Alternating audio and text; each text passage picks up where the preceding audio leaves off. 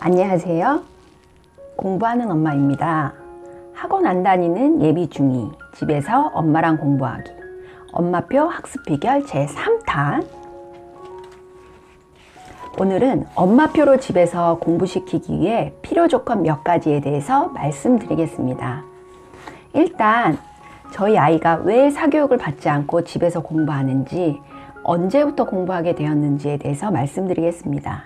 일단 저희 아이에 대해 설명하자면 지금 예비 중2입니다. 현재 국, 영, 수 같은 학습 사교육은 전혀 받고 있지 않습니다. 과거에는 구몬 재능 같은 학습지를 4세부터 4학년까지 6, 7년 정도 했고요. 작년 2019년 1월 필리핀 한 달 살기를 하면서 현지에서 영어학원 한 달을 다닌 것이 학습 사교육의 전부입니다. 정확히 얘기하자면 사교육을 전혀 안 받은 건 아닙니다. 저희 아이는 학습 사교육을 안 받았을 뿐이지 예체능 사교육은 많이 받았습니다. 돌이 되기 전부터 문화센터를 5년 이상 다녔고요. 7세 때 시작한 피아노를 지금 중2가 되는 현재까지 배우고 있습니다. 초등학교 2학년 때부터 시작한 플루토 현재까지 배우고 있고요. 초등 2학년 때부터는 그 외 기타 악기로는 하모니카, 단소, 드럼, 난타를 3개월 이상씩 배웠고요. 미술도 초등학교 6학년 때까지 골고루 꾸준히 했습니다. 체육으로는 태권도를 1학년, 2학년, 2년 동안 다녀서 1단까지 땄고요. 수영, 스키, 스케이트 등을 몇 개월씩 시켰습니다. 그 외에도 저희 아이는 박물관을 가고 여행을 가고 공연을 가고 방과후 교실 등을 가고 다양한 경험을 시켰습니다. 국영수학원만 안 보냈을 뿐이지 엄마가 가르칠 수 없는 예체능 사교육은 많이 시켰고 지금도 꾸준히 시키고 있습니다. 그럼 본론으로 들어가서 엄마표로 집에서 공부시키기 위해 필요 조건 첫 번째, 1번. 자녀 교육을 어떻게 시킬지 교육관이 굳건히 확립될 것. 아이가 초등학교에 입학하고 3학년 정도까지는 학원에 보내지 않고 엄마가 집에서 공부시키는 경우가 주변에도 꽤 많이 있습니다. 요즘은 특히 책 육아라고 해서 어릴 때부터 각종 전집을 많이 사주시고 많이 읽히고 하시죠. 도서관에도 많이 데려가시고요. 하지만 초등학교 4학년이 넘어서 고학년이 되고 나서도 엄마표로 집에서 아이가 공부하는 경우는 굉장히 드뭅니다. 그 이유는 초등 고학년이 되면 점차 주변 환경이 많이 바뀌게 됩니다. 수학이 갑자기 어려워지게 되고요. 학교 시험은 따로 없지만 각자 반에서 보는 단원이 끝날 때마다 단원평가를 보는데 이 단원평가를 집에 갖고 오게 되면 그 결과가 눈에 보이게 됩니다.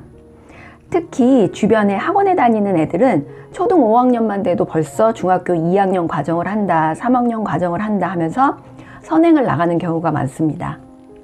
주변 엄마들에게 그런 소리를 듣게 되면 그 순간 엄마는 나의 욕심 때문에 아이가 뒤처지는 것은 아닌가 불안해지기 시작합니다. 이때 엄마가 교육관이 굳건하지 않으면 흔들리게 됩니다. 대부분의 엄마들이 여기서 무너지게 되죠. 저의 엄마표 공부 원칙은 뭐였냐면 딱 하나입니다. 좋은 성적을 내는 공부를 시키자. 즉 엄마표로 집에서 공부를 해도 좋은 성적을 낼 수 있다는 것을 보여주자라고 결심했습니다. 이제 저희 아이가 중2이기 때문에 1학년 때는 시험을 안 봤거든요. 2학년이 되면 4월 달에 첫 중간고사를 보게 됩니다. 그러면 성적표가 나오겠죠. 첫 중간고사 성적표를 보고 저는 그때 가서 상황에 맞게 아이에게 맞게 방향을 다시 잡으려고 합니다.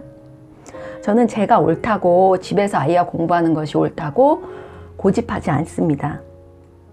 제가 틀리고 학원에 가는 것이 아이에게 도움이 된다면 그렇게 할 것입니다. 일단 결과를 보고 판단하려고 합니다. 그때까지 엄마표로 제가 계획한 대로 집에서 열심히 아이와 공부해 보려고 합니다. 엄마표로 집에서 공부시키기 위해 필요 조건 두 번째, 엄마가 공부 전문가가 되어야 한다. 엄마표 공부가 불신받는 이유 중 하나가 전문성이 없다는 것입니다. 애가 뭔가를 물어봤는데 엄마가 모르면 어떻게 해요? 애가 수학 문제 모르는 걸 물어봤는데 엄마가 모르잖아요. 근데 어떻게 집에서 가르치나요? 하는 질문을 많이 하십니다. 엄마표 공부의 핵심은 엄마가 모르는 문제를 가르쳐 주는 것이 아니라 공부 방법을 함께 찾아나가는 것입니다. 엄마가 미리 아이 공부의 계획을 세우고 책도 보고 답안지도 보고 유튜브도 찾아보고 여기저기 엄마 스스로 학원 선생님보다 저 전문가가 되어서 아이들에게 어떻게 공부해야 하는지 방법론을 제시해 줄 수 있어야 합니다. 다행히 제가 몇 년간 해보니 엄마 스스로가 답안지를 보지 않고도 이해가 가지 않는 문제는 아직까지 별로 없었습니다. 즉, 엄마가 선생님처럼 문제를 가르쳐야 될 부분은 크게 많지 않습니다. 일단 개념 설명은 인강으로 하면 되고요. 문제 풀고 채점해주고 틀린 것을 고치도록 하면 80% 이상 아이 스스로 고쳐냅니다. 나머지 20%는 엄마하고 답안지를 보거나 고민하면서 함께 풀어내면 됩니다. 엄마가 국, 영수 모든 과목의 전문가가 아닌 이상 엄마도 잘 모른다는 것을 아이에게 고백하고 서로 인정하고 같이 고민하면 됩니다. 엄마표로 집에서 공부시키기 위해 필요 조건 세 번째, 3번, 공부는 아이 스스로 하는 것이고 엄마는 방향을 제시해 줄 뿐이다. 많은 부모님들이 착각하시는 게 학원을 가면 아이들이 공부를 할 것이라고 생각하는 겁니다. 집에서 노느니 학원에 가서 뭐라도 하나 배우겠지 하는 막연한 믿음에 한 과목당 월 몇십만 원씩 부모들은 지불하게 됩니다. 단언컨대 학원에서 선생님을 보는 시간은 공부하는 시간이 아니라고 생각합니다. 아이 스스로 생각하고 적고 풀고 고민하고 그런 시간이 진정한 공부 시간입니다. 스스로 책상에 앉아서 공부하는 시간이 쌓여서 결국 실력이 올라가게 됩니다. 내 아이가 엉덩이를 붙이고 책상에 앉아 실제로 스스로 집중하는 시간이 과연 몇 시간이나 될까요? 그 시간이 그 아이의 실력입니다. 엄마는 아이가 스스로 공부에 집중할 수 있도록 방향과 분위기를 제시해 주면 됩니다. 엄마표로 집에서 공부시키기 위해 필요 조건 네 번째, 4번. 엄마는 아이의 학습 코칭 선생님이 되어야 한다.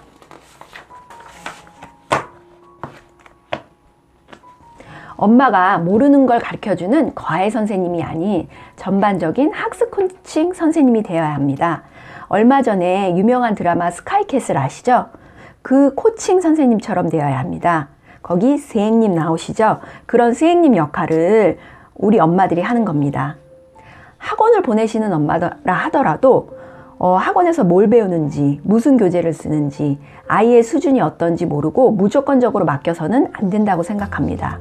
아이의 실력을 정확하게 파악하고, 수준을 파악하고, 그에 맞는 적절한 학원, 적절한 인강, 적절한 교재, 적절한 과외 선생님들을 엄마가 이어줄 수 있어야 된다고 생각합니다.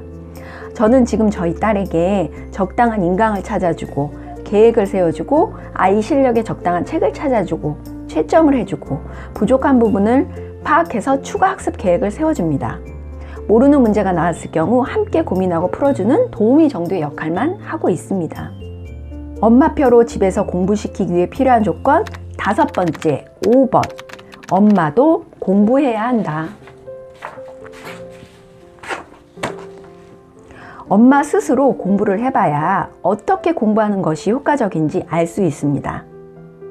우리 엄마들도 스마트폰 보는 시간을 줄여서 좋은 생각이나 상식책이라도 펴서 공부를 시작해 보자고요. 저는 1년에 12권에서 많게는 40권 정도의 책을 읽는데 그 시간이 저는 굉장히 좋은 시간이라고 생각하고 있습니다. 물론 현재 영어 공부도 같이 하고 있습니다. 항상 아이에게 공부하는 모습을 보여주려고 애를 씁니다. 엄마 스스로 공부를 해봐야 아이에게 공부의 방향을 제시해 줄 수 있습니다. 엄마표로 집에서 공부하기 위해 필요 조건 여섯 번째. 일정 시간에 꾸준히 매일 할 것. 일정 시간에 꾸준히 매일 하는 것이 가장 중요합니다. 근데 여기서 한 가지 더 중요한 게 있습니다. 하지만 하루 이틀 실패해도 다시 시작할 것. 집에서 공부하다 보면 학원이랑 달리 일정 시간에 규칙적으로 매일 공부하는 것이 쉽지 않습니다. 정말 어렵습니다. 특히 아이보다는 엄마의 사정에 의해서 바뀌게 됩니다.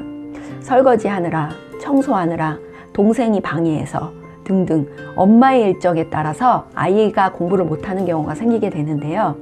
허나 딱 일정을 정해놓고 7시부터 9시, 아이 스스로 공부하는 시간은 4시부터 6시 이런 식으로 일정을 정해놓고 그 시간에는 무조건 아이와 함께 규칙을 세워놓고 지켜야 합니다. 이게 제일 어렵습니다.